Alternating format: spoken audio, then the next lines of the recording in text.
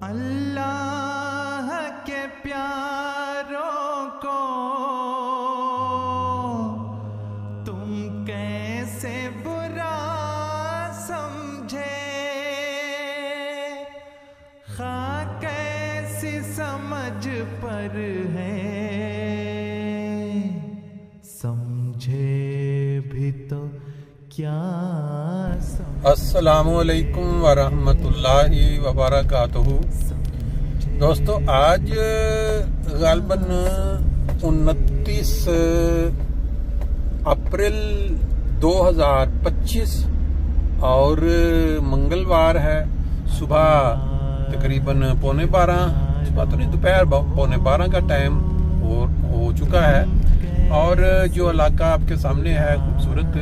یہ بہت پرانا علاقہ نہیں ہے جرمنی میں۔ جب ہم یہاں فرینکفرٹ میں آئے تھے تو یہاں جنگل تھا بالکل، اور آہستہ آہستہ بتدریج یہاں نئے گھر بنتے چلے گئے۔ اور یہاں ایک جو خوبی ہے وہ یہ ہے کہ جہاں بھی یہ گھر بناتے ہیں ساتھ ہی یہ پودے بھی لگاتے ہیں تاکہ جو آب و ہوا ہے وہ صاف رہے۔ ان قوموں میں ایمانداری کے ساتھ کوئی کام کرنا جو ہے وہ حد انتہا کی حد کہہ سکتے ہیں، کیونکہ ان کو اپنی عوام یا اپنے ماحول کا بڑا خیال ہوتا ہے، صحت کا خیال ہوتا ہے۔ جو قومیں ایسی باتوں کا خیال رکھتی ہیں ان کی پھر آگے جو نسلیں ہیں وہ بھی صحت مند رہتی ہیں، اور پھر وہ نسل در نسل اچھی چیزیں آگے چلتی چلی جاتی ہیں۔ پاکستان ہمارا دیش، ہمارا ملک ہے، جب سے آزاد ہوا ہے اس نے بجائے اوپر کی طرف ترقی کرنے کے اس نے ہمیشہ تنزلی کی طرف ترقی کی ہے۔ جو باتیں آزاد ہوتے وقت پاکستان میں کمال کی تھی،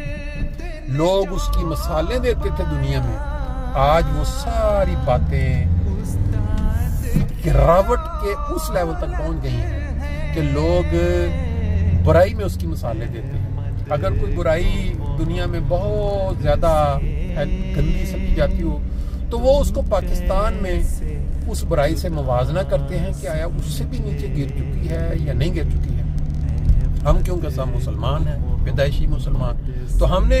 تو اپنے مذہب کو بنیادی طور پہ دیکھنا ہے۔ نبی کریم صلی اللہ علیہ وسلم کا جو اسلام، جو دین سکھایا ہوا تھا، جس پہ مسلمانوں نے فتوحات کے جھنڈے گاڑ دیے دنیا میں، نبی کریم صلی اللہ علیہ وسلم کا اسوہ، پھر ان کے بعد ان کے جو صحابہ کرام تھے ان کے جو اسوہ یا ان کی بہادری کے قصے اور اسلام کو جو زندہ رکھنے کی باتیں، وہ اگر آج ہم پاکستان میں تلاش کریں تو وہ اس کا بالکل الٹا مظاہرہ آپ کو نظر آتا ہے۔ مثال کے طور پر چھوٹی چھوٹی باتیں، مساجد لے لیں۔ مساجد جو ہوتی ہیں یہ ان کا اپنا تو کوئی احساس یا کوئی کسی قسم کا درد تکلیف کا معنی، کیونکہ ایک اینٹوں کی بنی ہوئی ایک عمارت ہے، لیکن وہ خدا تعالیٰ کا گھر تصور کیا جاتا ہے کہ یہ گھر بنایا گیا ہے خدا تعالیٰ کی عبادت کے لیے، یعنی خدا کی عبادت کرنے کے لیے۔ اب اگر مسجد کو اس بیس پہ یا اس وجہ سے آپ توڑتے ہیں، اس کے محراب توڑتے ہیں، مینار توڑتے ہیں جو کہ اس مسجد کی پہچان ہے، تو اس کو آپ کیا کہیں گے؟ آیا آپ ان انسانوں کو نارمل انسان کہیں گے، یا آپ یہ کہیں گے کہ یہ انسان نارمل نہیں ہے، ان کی عقلیں سلب ہو چکی ہیں، جس طرح قرآن مجید میں آتا ہے کہ ان کے دلوں پر، ان کے دماغ وہ مور لگ چکی ہے کہ وہ جو بھی کریں ان کی ہر کام جو ہونا ہے وہ خلاف اسلام، خلاف دین ہونا ہے۔ اور پھر سب سے بڑا ظلم یہ ہے کہ ان کو جو نیچے لوگ ہیں، جو بچے ہیں، نئی جنریشن ہے، وہ ان کو دیکھ کے اسی راہ پہ چل رہی ہے، انہی سے سیکھ رہی ہے۔ تھوڑا تھوڑا ساتھ ساتھ یہ بھی بتاتا جاؤں کہ ہم کدھر جا رہے ہیں۔ یہ رستہ جو میں نے اختیار کیا ہے یہ فرینکفرٹ کے اندر سے ایک علاقہ ہے پروئنگسہائم، نیا جو علاقہ بنا ہے اس میں سے ہوتا ہوا یہ جو ایک سڑک پل کے نیچے سے گزر کے ہم باد ویلبل والی سائڈ کو تھوڑا جائیں گے، پھر جنگل کے اندر سے، جنگل تو نہیں کہہ سکتے، وہاں پہ کچھ گارڈنز بنے ہوئے ہیں، اس طرح سبزہ علاقہ ہے، وہاں سے ہوتے ہوئے پھر ایک ہمارے دوست ہیں ورکشاپ والے، ان کے پاس جائیں گے، تو ساتھ ساتھ آپ کو ان نظاروں کا تھوڑا نمونہ یا کہہ لیں یا تھوڑا انجوائمنٹ بھی ہوتی رہے گی۔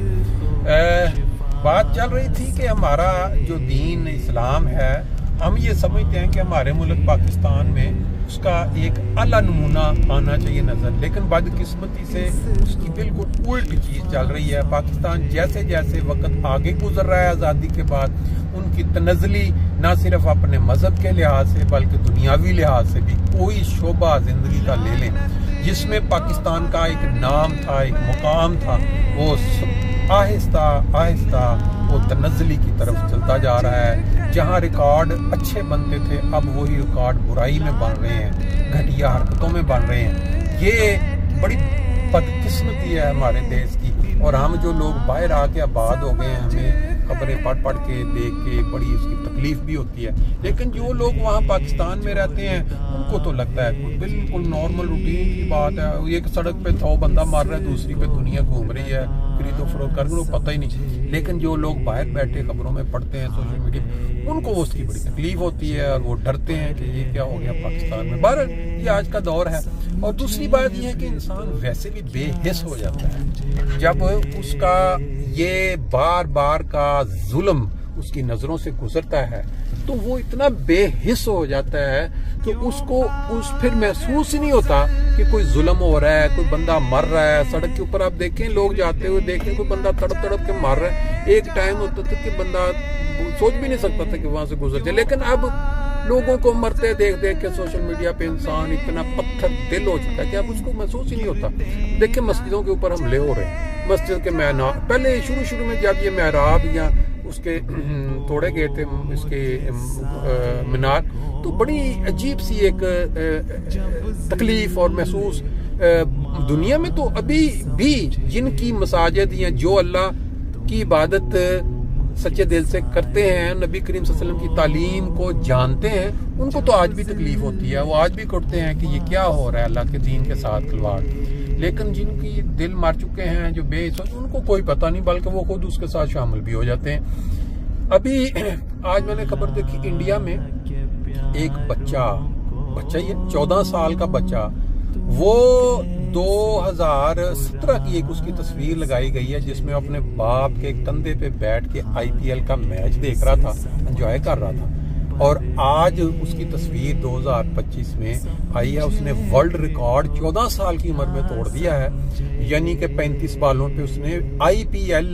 جہاں کے دنیا کی جو ٹاپ کے پلیئرز ہوتے ہیں، بولر لے لیں یا بیٹسمین لے لیں، فیلڈر، وہ کھیل رہے ہوتے ہیں، ان کے اندر اس نے کل ایک میچ میں 35 بالوں پہ 100 مار کے جو ورلڈ ریکارڈ جتنے بھی تھے نا وہ توڑ دیے ہیں۔ اور یہ بڑی ایک ایسی چیز ہے کہ جس سے انسان ایک سبق سیکھتا ہے کہ جس ملک کے اندر کسی بھی فیلڈ میں انصاف ہو، یعنی ٹیلنٹ اگر کسی میں موجود ہے تو اس کو لے کے آنا ہے اوپر۔ یہ نہیں ہے کہ اس کے لیے پہلے سفارت چاہیے، تعلق چاہیے، رشتہ داریاں چاہیے۔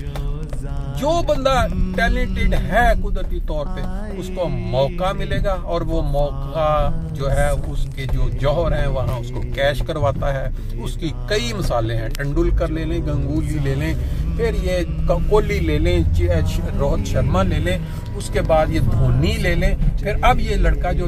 آیا ہے 14 سال کی عمر میں، اس نے اگلے پچھلے ریکارڈ توڑ دیے اور اس کو انہوں نے کھلایا ہے۔ یعنی کہ بندہ سوچ بھی نہیں سکتا کہ بچہ IPL جس میں دنیا کے ٹاپ کے پلیئرز کھیل رہے ہیں، اربوں روپیہ ان کو مل رہا ہے، وہاں اس کو وہ کھلا دیا اور اس نے اپنے تیسرے میچ میں سینچری جڑ دی 14۔ اب اس کا جو کانفیڈنس ہائی ہوا ہے وہ آئندہ آنے والے وقتوں میں وہ دنیا کو دکھائے گا کہ اس کے اندر کیا جوہر اللہ نے رکھے۔ یہ وجہ یہ ہے کہ یہاں انصاف ہے اور ٹیلنٹ کی بنیاد پہ سب کو۔ اسی طرح اس کے برعکس پاکستان میں جو ٹیلنٹڈ پلیئر آتے ہیں وہ اپنی رشتہ داریوں یا ناانصافیوں کا شکار ہو جاتے ہیں نا۔ یہ تو ایک صرف سپورٹس کی بات ہے نا، باقی بھی کئی فیلڈز ہیں، جیسے مذہبی فیلڈ لے لیں یا تعلیمی فیلڈ۔ میں ابھی آپ کو ایک ویڈیو شیئر کروں گا جس میں آپ دیکھیں گے کہ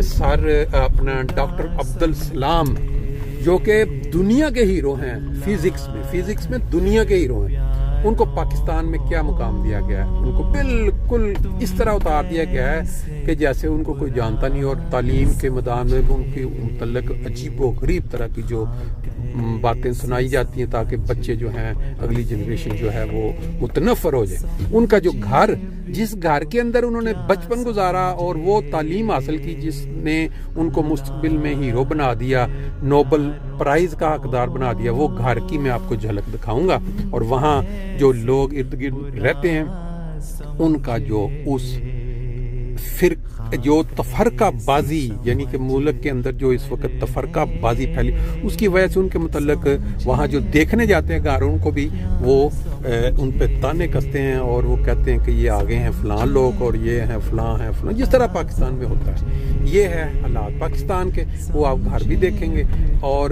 باقی یہ دیکھیں گے اس وقت ٹریفک جو ہوئی ہے جیم، اور لوگ جو ہیں وہ لائن میں پھنسے ہوئے ہیں۔ کہ بعض اوقات بندہ شارٹ کٹ لینے کے چکر میں جب جاتا ہے ایسا پھنستا ہے کہ پھر اس کو موقع ہی نہیں ملتا، نہیں کہ میں نے تو اب ادھر ہو جانا ہے لیفٹ سائڈ پہ، کیونکہ یہ رستہ اختیار اس لیے کیا تھا۔ دیکھیں کتنا گنجان علاقہ ہے، پرانا علاقہ ہے۔ شروع کیا تھا ہم نے نئے علاقے سے، اب ہم اس وقت پرانے علاقے سے گزر کے جا رہے ہیں۔ فرینکفرٹ شہر کے اندر دونوں طرف آبادی ہے، لیکن درمیان میں انہوں نے بڑے کھلے کھلے علاقے اس طرح گارڈنز کی شکل میں لوگوں دیے ہوئے ہیں، سبزہ ہی سبزہ ہے، تاکہ شہر کی آبادی جو ہے وہ جس طرح لاہور ہے، کراچی ہے، وہاں گاڑیوں کی وجہ سے وہ ماحول سارا ہوا جو ہے غیر محفوظ ہوگی انسانوں کی صحت کے لیے، تو یہاں انہوں نے یہ کیا ہوا ہے کہ یہ بڑے بڑے بیچ میں گرین بیلٹس چھوڑے ہوئے ہیں جہاں گھر بنانے کی اجازت نہیں ہے، درخت ہیں جو